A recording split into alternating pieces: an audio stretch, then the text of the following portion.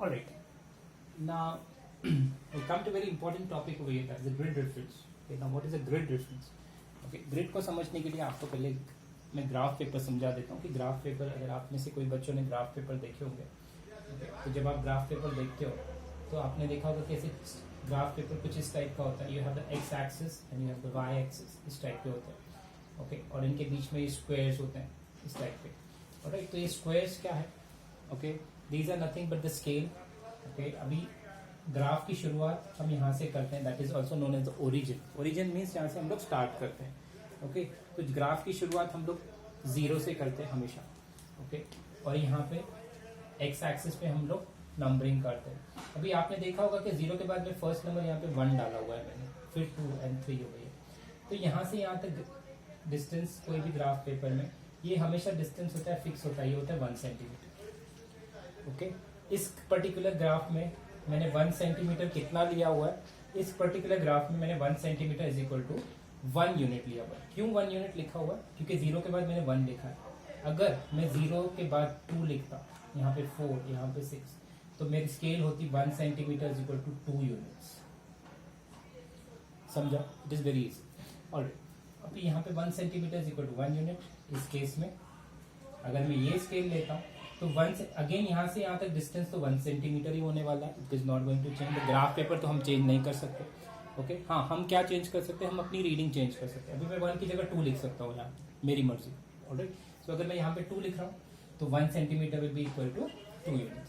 तो this is nothing but the scale. जब भी आप ग्राफ पेपर बनाते हो आपको स्केल बतानी पड़ती है. फर्स्ट थिंग, अगर आपने स्केल नहीं बताई तो आपके मार्क्स कट हो जाएंगे एग्जाम में, simple. Okay, because the person who checking it doesn't know कि आपने कितनी स्केल ली हुई है.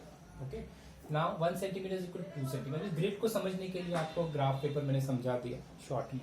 अभी ग्रिड क्या होती है? It is nothing but the combination of horizontal and vertical lines. इस टाइप की ग्रिड होती है. Horizontal lines is going from west to east. ये वाली लाइन देख रहे हैं, ये हॉरिजॉन्टल लाइन है. And vertical line going from south to north और north to south. Anyway you can read it. But इस पर्टिकुलर केस में हम लोग यही अज्यूम करेंगे, जैसे यहाँ पे जीरो ओरिजिन होता है ग्राफ पेपर का, यहाँ पे ओरिजिन मैंने यहाँ से पकड़ा. तो जब ये लाइंस यहाँ से यहाँ जा रही है, कौन सी लाइन जा रही है? देखो, एक तो ये लाइन है, फिर इसके बाद ये लाइन, थर्ड. तो अगर मैं इनको नाम दे दूं 92, 93, 94, 95, तो ये सारे लाइंस जो 91 से शुरू हो रहे हैं और 96 पे जा रहे हैं, इनको एक नाम दिया हुआ है ईस्टिंग्स. ओके, इनको एक नाम दिया हुआ है ईस्टिंग्स. Very simple. ईस्टिंग्स क्यों नाम दिया हुआ है? क्योंकि ये ईस्ट की तरफ जा रहा है. ये हमारा ईस्ट होता है, ये हमारा वेस्ट होता है. हमारा जो राइट हैंड होता है वो ईस्ट होता है और हमारा लेफ्ट हैंड जो होता है वेस्ट होता है. अभी ये हमारे राइट हैंड की तरफ जा रहे हैं लाइंस. कौन से वाले? ये वाले दिख रहे हैं, 92, 90. ये यहाँ से राइट की तरफ जा रहे हैं. Okay, so these are called as eastings. अगर मैं ये लाइंस पकड़ू 73, 74, इनको भी नाम दिए हुए 73, 74, 75, 76. तो ये क्या इनको भी एक नाम दिया हुआ है. इनको नाम दिया है नॉर्थ, नॉर्थिंग्स और northings. You can pronounce it any way. Okay, northings क्यों नाम दिया है? क्योंकि ये नॉर्थ की तरफ जा रहा है. समझ गए? तो ईस्टिंग्स और नॉर्थिंग्स मिला के एक ग्रिड बनाते हैं. अभी ग्रिड का इंपॉर्टेंस क्या है? Why do we need a grid at all? तो ग्रिड का इंपॉर्टेंस इसलिए कि सपोज मुझे एक जगह यहाँ सपोज इस पॉइंट पे ओके एक टेम्पल है. ओके, और मुझे इस पॉइंट की मुझे ग्रिड रेफरेंस बतानी है. कहाँ है location? Grid reference means a location. तो मैं इसकी ग्रिड रेफरेंस यहाँ से एक लाइन ड्रॉ करो. अगर मैं इसकी ये लाइन क्या है? ईस्टिंग्स. ओके, ईस्टिंग्स हमेशा हम ईस्टिंग्स को ही पकड़ते हैं. तो ये एक लाइन है ईस्टिंग की. तो eastings will be considered first. तो मैं 93 लिखा. ओके, एंड इसी पॉइंट का नॉर्थिंग्स क्या है? अगर आप देखोगे 74 है. तो इसका ग्रिड रेफरेंस हम लिखेंगे 97. एक बात हमेशा याद रखिए, हमेशा ईस्टिंग्स पहले लिखते हैं एंड नॉर्थिंग्स बाद में. समझा? अगर आपने नॉर्थिंग्स पहले लिखे, ईस्टिंग्स बाद में लिखे, okay, then it is wrong. Okay, it is not correct. आपको एग्जाम में मार्क्स नहीं मिलेंगे. It is very simple. Alright, तो ये हो गया हमारा ग्रिड रेफरेंस.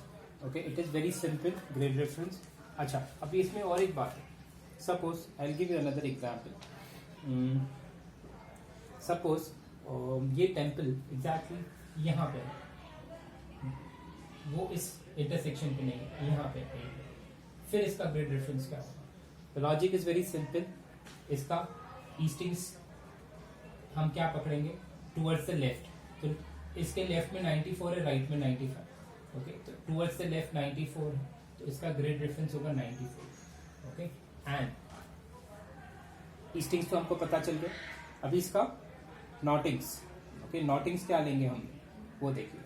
अगेन इसके नीचे की तरफ जो नॉटिंग है 73 और ऊपर की तरफ है 74, लेकिन हम नीचे वाला लिखेंगे फर्स्ट, सो 9473। तो अगर कोई टेम्पल यहाँ पे है, ओके, तो इसकी जो ग्रिड रेफरेंस है हम कैसे लिखेंगे? 9473।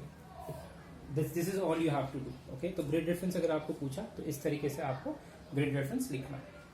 समझा? This is very important and very easy also.